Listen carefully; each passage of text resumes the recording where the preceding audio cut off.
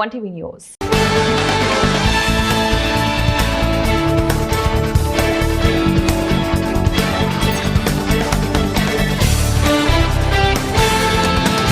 మేడ్చల్ జిల్లా Vedipalli police station పరిధిలోని ప్రతాప సింగారంలో ఓ గుర్తు తెలియని వ్యక్తి అయ్యప్ప ఆలయంలోకి ప్రవేశించి హనుమాన్ మందిరంపైకి వెళ్తూ లైట్లు పగలగొడుతూ ఉండగా స్థానికులు గమనించి అతన్ని ప్రశ్నించారు.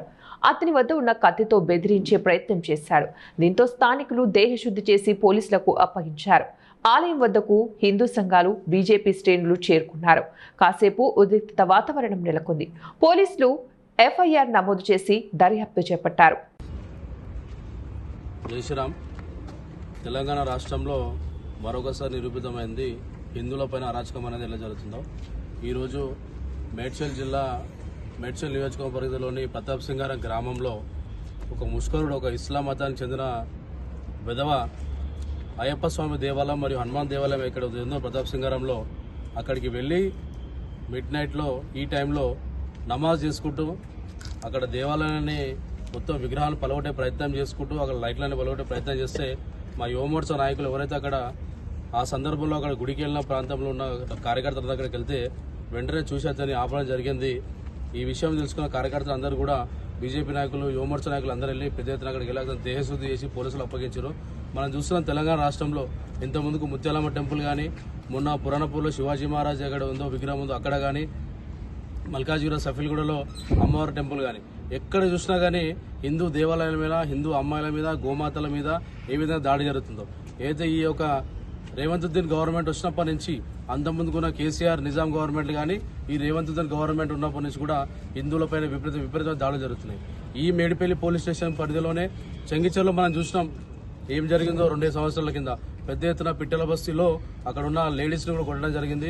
అప్పుడు ఇదే కార్యకర్త అందరూ కూడా వాళ్ళకి అండగా నిలబడదాం.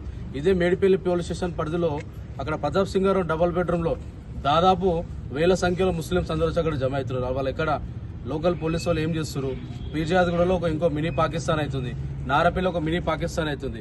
బంగ్లాదేశ్ నుంచి రోహింగ్యాలు, ముస్లింలు, ఇతర దేశాల నుంచి అందరూ వచ్చేసి అక్కడ అరాచకం సృష్టిస్తే ఇందులో మీద దాడులు నడుస్తుంటే ఇంకా కూడా ఈ ప్రభుత్వం కానీ ఈ పోలీసు వాళ్ళు కానీ చేతానితనం మనకు తెలియజేస్తున్నాం. ఎవరైతే మిమ్మల్ని మా కార్యకర్తలందరూ ఎవరైతే వాని పేరు జుబేర్ అని చెప్తుండ్రు, వాడిని తీసుకొచ్చి ఇలా పోలీస్ స్టేషన్కి పోలీసులకు అప్పచెప్పి పిఎస్ కాడికి వచ్చి మా ఏనుగు సుదర్శన్ రెడ్డి గారు అందరూ స్పందించి వెంటనే ఇక్కడికి వచ్చారు. మేము ఒకటే డిమాండ్ చేస్తున్నాం, ఇలాంటి వాళ్ళపైన కఠినంగా కేసులు పెట్టి వాళ్ళని పీడీ యాక్ట్ వేసి లోపల వేయాలని చెప్పి డిమాండ్ చేస్తున్నాం. యువమోర్చా కార్యకర్తలు కానీ, బీజేపీ కార్యకర్తలు కానీ హిందూ ధర్మానికి ఏమైనా, ప్రజలకి ఏమైనా ఇల్లీగల్ గా మైగ్రెంట్స్ ఎవరైతే ఉన్నారో, మొన్న బాలాపూర్లో సభ పెట్టినాం మనం, చలో బాలాపూర్ అని చెప్పి రోహింగ్లా ఎల్లగొట్టాలని చెప్పి మేము పైకి విశ్వ హిందూ పరిషత్ భజంతల ఇష్యూని తీసుకెళ్తాం. వెంటనే వీళ్ళ మీద చర్యలు తీసుకొని వీళ్ళని దేశం దాటియకపోతే కార్యకర్తలు అందరూ కూడా బయటకు వచ్చి వాళ్ళ పని వాళ్ళు చేస్తారని చెప్పి. ఎన్టీఆర్ జిల్లా తిరువూరు పట్టణంలో నూతనంగా ఏర్పాటు చేసిన టీ కేఫ్ మరియు ఐస్ క్రీమ్ పార్లర్ ను ఆంధ్రప్రదేశ్ రాష్ట్ర SC commission chairman Kothapalli Samuel Jawahar ప్రారంభించారు. నిర్వాహకుడు ప్రసాద్ కు శుభాకాంక్షలు తెలిపారు. ఈ కార్యక్రమంలో జిల్లా టీడీపీ ఉపాధ్యక్షుడు తాళ్ళూరి రామారావు, టీడీపీ నేతలు పాల్గొన్నారు.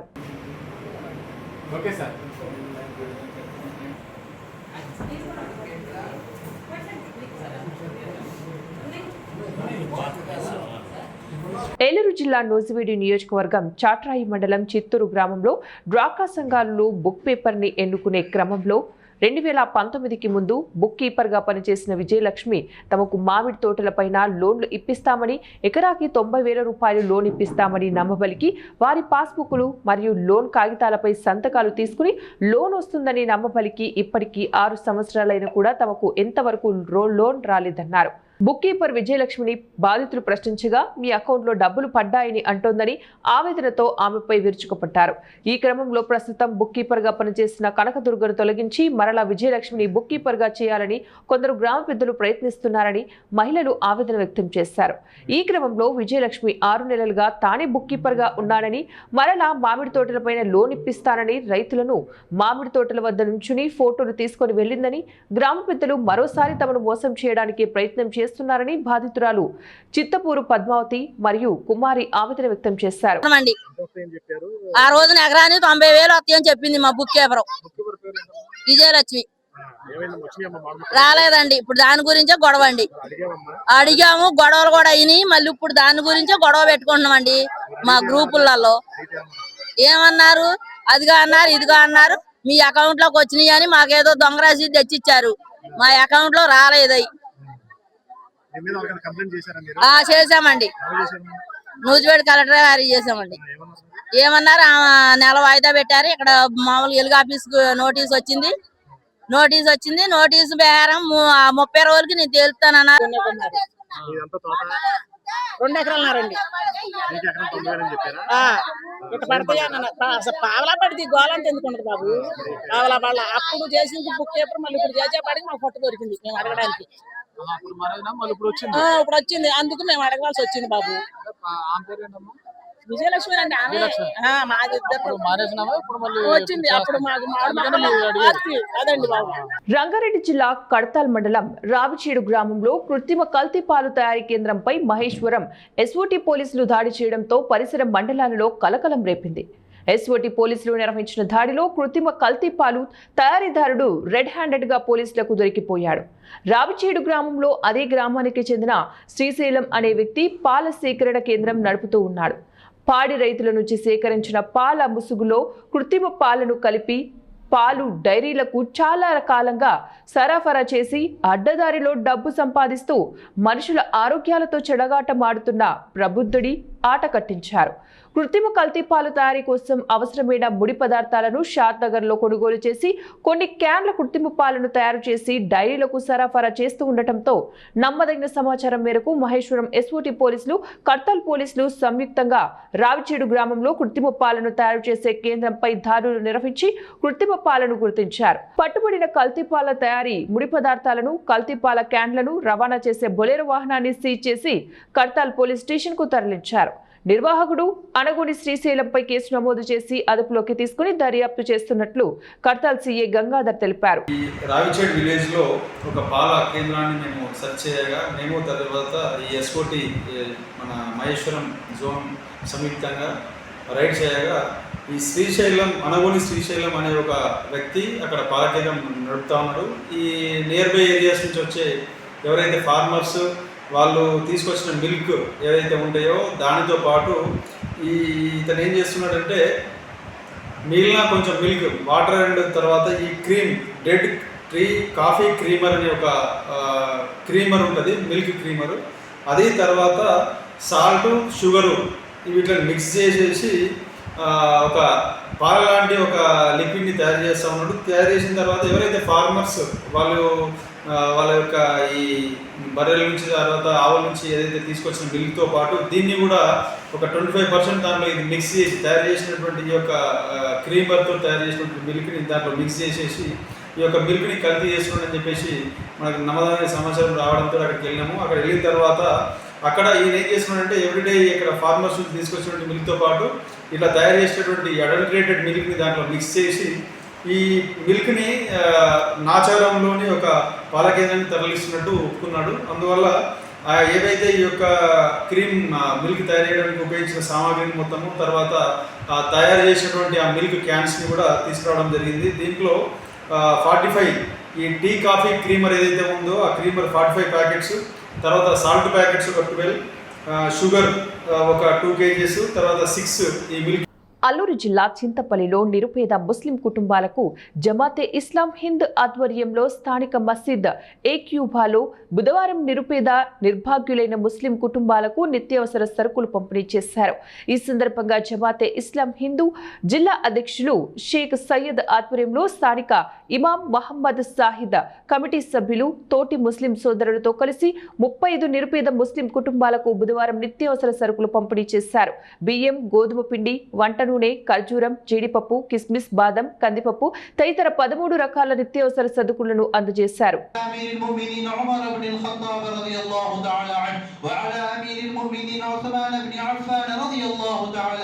وعلى الأمير المؤمنين علي بن أبي طالب كرم الله وجهه وعلى الإمامين الهمامين السعيدين الشهيدين أبي محمد الحسن وأبي عبد الله الحسين رضي الله تعالى عنهما وعلى أمهما سيدة النساء فاطمة الزهراء رضي الله تعالى عنها وعلى عميه الشريفين بين الناس حمزة والعباس رضوان الله تعالى عليهم أجمعين.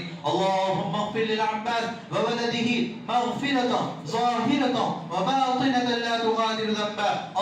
الله في أصحابي لا تتخذوا غرضا من بعدي فمن أحبهم فبحبي أحبهم فمن أبغضهم فببغضي أبغضهم وخير القرون قرني ثم الذين يلونهم ثم الذين يلونهم. اللهم أعز الإسلام والمسلمين بالإمام العادل ذي القوة القاهرة والسلطة الظاهرة على الكفرة الباغية واغفر الله. కర్నూలు జిల్లా మద్రాలం నియోజకవర్గంలో కౌతాలం మండలం ఉరుకుంద ఈరణస్వామి గ్రామంలో రాజకీయం రసవత్తరంగా మారింది. ఇప్పటి వరకు ఎక్కడా జరగని విధంగా వింత రాజకీయం కౌతాలం మండలంలో జరుగుతోంది.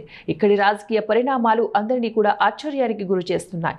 ఎక్కడైనా అధికార పార్టీ నాయకులు ఏదైనా కార్యక్రమం నిర్వహిస్తే ముందుగా విద్యార్థి ఉద్యమకారులను సంఘాలను ప్రతిపక్ష నాయకులకు హౌస్ అరెస్ట్ చేస్తారు. కౌతాలం మండలంలో అధికార పార్టీ టీడీపీ నాయకులను హౌస్ అరెస్టు చేశారు. టీడీపీ నాయకులు హౌస్ అరెస్టు కావడం ఆ పార్టీ క్రమశిక్షణకే తలవంపు తెచ్చేలాగా ఉందని పార్టీ విశ్లేషకులు పేర్కొంటున్నారు. టీడీపీ సీనియర్ నాయకులు చెన్నా బసప్ప, కొట్రేష్ గౌడ్, కూర్గోడు, రవితో పాటు మరికొంతమందిని కూడా పోలీసులు బుధవారం హౌస్ అరెస్టు చేశారు. అమరావతిలో వేరే ఆఫీస్ పని మీద అమరావతిలో ఉన్నా కూడా ఇక్కడ బలవంతంగా అక్రమంగా వచ్చి ఈరోజు ఒక గుమస్తా ద్వారా కేవలం ప్రమాణ స్వీకారం అంటే ప్రమాణ పత్రం చదివి వినిపించి దాన్ని ప్రమాణ స్వీకారం చేయాల్సిండగా ఈరోజు ఒక గుమస్తా ఒక సూపరింటెండెంట్ ద్వారా బలవంతంగా ఈరోజు రిజిస్టర్లో సంతకం చేసి అక్రమంగా ప్రమాణం చేసినట్లు రాయించుకోవాలని చెప్పి ఉద్దేశంతో అంటే మీరేమన్నా మా వినతికి మీరు స్పందించి ఏమన్నా పునర్నిర్మాణ నిర్ణయం ఏమైనా తీసుకుంటారనే ఉద్దేశంతో వాళ్ళు ఊటావుటిన వచ్చి ఈరోజు మా దేవస్థానంలో ప్రమాణ స్వీకారానికి అక్రమంగా ప్రమాణ స్వీకారం చేస్తున్నట్లు రిజిస్టర్లో సంతకం పెట్టడానికి రెడీ అయినారు. దీనికి ఒక మంత్రి టీజీ భరత్ యొక్క ప్రోద్బలంతో ఎస్పీ ద్వారా ఫోన్ చేయించి మేము ఇలాంటి సంఘటనలు అంటే చట్ట వ్యతిరేక కార్యక్రమాలు మేము ఇప్పటిదాకా ఎప్పుడు చేయలేదు. కేవలం వైసీపీ గవర్నమెంట్లో మా ప్రభుత్వం కోసం తెలుగుదేశం పార్టీ కోసం పోరాటం మాత్రమే కేసులు ఉన్నాయి కానీ మాకు మీద ఎలాంటి కేసులు లేవు. అలాంటప్పుడు మేము ఒక చట్ట వ్యతిరేక చర్యలు పాల్పడినట్లు ఈరోజు ఏదో మమ్మల్ని వచ్చి ఈరోజు హౌస్ అరెస్ట్ చేసి మమ్మల్ని చాలా భయభ్రాంతికి గురి చేస్తున్నారు. మా తెలుగుదేశం పార్టీ అధికారంలోకి వచ్చి ప్రతిపక్షంలో ఉన్నప్పుడు మేము వైసీపీ గవర్నమెంట్లో అక్రమ కేసులు పెట్టించుకున్నాము. మరి మన ప్రభుత్వం అధికారంలోకి వచ్చిన తర్వాత కూడా మేము ఇలాంటి పోలీసులు మమ్మల్ని వచ్చి హౌస్ అరెస్ట్ చేశారంటే ఎంత దారుణంగా ఉందో మీరు ఆలోచించాలని చెప్పి నారా చంద్రబాబు నాయుడు గారికి అలాగే నారా లోకేష్ గారికి విన్నవించుకుంటున్నాం. దయచేసి ఇది తెలుగుదేశం పార్టీ అంటే క్రమశిక్షణ పార్టీ. మీరు క్రమశిక్షణతో పార్టీని మమ్మల్ని నడిపిస్తున్నారు. మేము క్రమశిక్షణలో ఉన్నాము. కానీ ఇలాంటి పార్టీలో ఎవరో అనామకులు వచ్చి కనీసం పార్టీ సభ్యత లేని వచ్చి మమ్మల్ని ఇలాంటి ఇబ్బందులకు గురి చేస్తున్నారు. కాబట్టి దయచేసి మీరు ఎలాగైనా మీ దృష్టికి ఇవి వచ్చినాయో లేదో మాకైతే ఇవి తెలియదు, కానీ మీ దృష్టికి వచ్చి ఇలాంటి సహించాలని మాకు తెలుసు. దయచేసి మీరు ఇలాంటి సంఘటనలు పునరావృతం కాకుండా తెలుగుదేశం పార్టీని రక్షిస్తారని మేము ఎప్పటికీ. కర్నూలు జిల్లా హోలగుంద మండలం కేంద్రంలో వైసీపీ పార్టీ సంస్థాగత నిర్మాణ మండలి సమావేశం Aluru YCP party MLA Virupakshi నిర్వహించారు. ఆలూరు ఎమ్మెల్యే విరూపాక్షి మీడియా సమావేశంలో మాట్లాడారు. వైఎస్ఆర్ కాంగ్రెస్ పార్టీ నుంచి వైఎస్ఆర్ పార్టీ వరకు హోలగుంద మండలం ప్రజలు మెజార్టీ ఇస్తూనే వస్తున్నారన్నారు. అసెంబ్లీ ఎలక్షన్స్ లో ఓటు చోరీ జరిగిందని సాక్షాత్తు కేంద్ర ఆర్థిక శాఖ మంత్రి నిర్మలా సీతారామన్ భర్త ప్రభాకర్ చెప్పారన్నారు. రాబోయే స్థానిక ఎన్నికల్లో ఆలూరు నియోజకవర్గంలో అన్ని గ్రామాలలో సర్పంచ్లు మరియు ఎంపీటీసీ ఎన్నికల్లో వైసీపీ పవర్ ఏంటో చూపించాలని అన్నారు. ప్రతిపక్షంలో ఉన్నాగానే మాట్లాడుతున్నాం కాబట్టి ఇంత ధైర్యంగా నేను చెప్తున్నాను. ఎందుకంటే మనకి ఏ గ్రామానికి పోయినా రోడ్లు లేవు, ఏ గ్రామానికి పోయినా నీళ్ళు లేవు, ఏ గ్రామానికి పోయినా అక్కాచలం పోతే అన్నా నీళ్ళు అంటారు, అన్నా రోడ్లు అంటారు. అలాంటి లేకుండా ఖచ్చితంగా మనము 2029లో జగనన్న ముఖ్యమంత్రి అవుతాడు. అదేవిధంగా మనకి రోడ్లు నీళ్ళు వస్తాయనే విధంగా నేను ఈరోజు చెప్తున్నాను. అదేవిధంగా ఇంకొకసారి కార్యకర్తలు జగన్మోహన్ రెడ్డి గారు కార్యకర్తలకు ఏం చేయలేని విధంగా ఆయన కానీ చాలా బాధపడుతున్నారు. ఎందుకంటే కరోనా 2 ఏళ్ళు అయిపోయింది. దాని తర్వాత అభివృద్ధి పెట్టి చేసినాము, అంతా డెవలప్మెంట్ చేయలేని విధంగా చేసినాను. కార్యకర్తలు ఖచ్చితంగా నేను వాళ్ళకి సాయం చేస్తాను అనే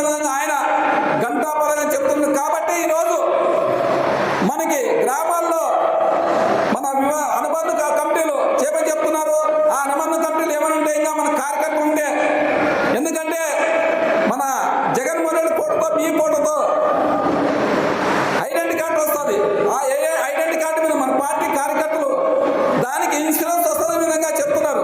మీరు ఎవరైనా మీ గ్రామాల్లోన ఇంకా ఎవరైనా కార్యకర్తలు ఎవరైనా ఫోటోలు తీసుకొని ఇంకా పేరు ఇస్తే ఖచ్చితంగా మళ్ళీ ఇంకా ఎక్కించేస్తాం.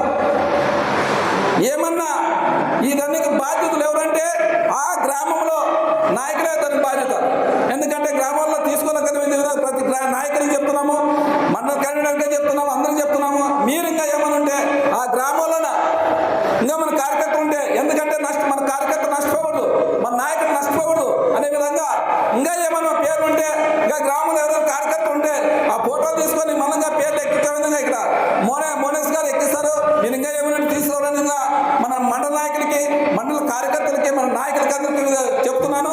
ఈరోజు పిలిస్తేనే ఒక మాట పిలిస్తేనే ఇంతమంది వచ్చిన మన హులగొంద నాయకులకి, మండల నాయకులకి, కార్యకర్తలకి అందరికీ విధంగా మన ప్రత్యేకంగా ధన్యవాదాలు తెలుపుకుంటున్నాము. ఎందుకంటే ఈరోజు ఏ కాన్సెస్లోనే కానీ ఆరోగ్యశ్రీ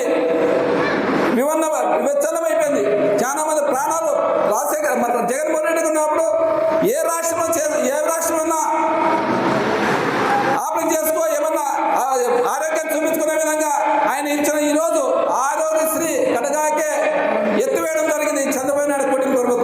అదేవిధంగా అక్కా చెల్లెమ్మలకు మాట ఇచ్చాడు ఆయన. అమ్మఒడి అంటే అమ్మఒడి ఏంటంటే ఒకసారి ఏదో 6,000 7,000. ఇవి ఇప్పుడు బులెటిన్ డీటెయిల్స్. నెక్స్ట్ బులెటిన్ మళ్ళీ కలుద్దాం. Until then, keep watching 1TV News.